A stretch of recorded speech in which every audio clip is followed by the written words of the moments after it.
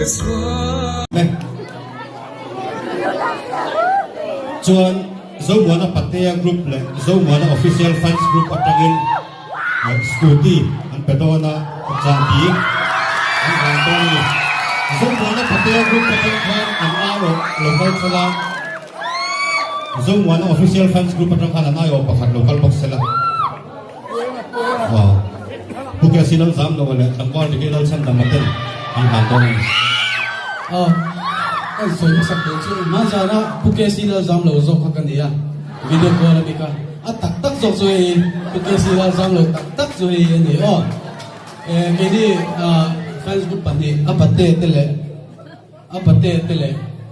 official deh, kita enjoy na, dian tokin cangkem le boka, dian scooty kan landeng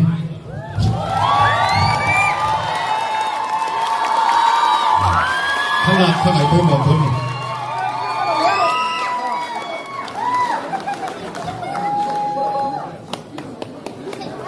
oleh local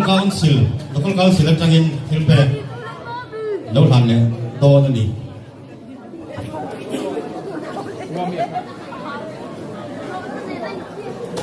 local council tangin làm đây là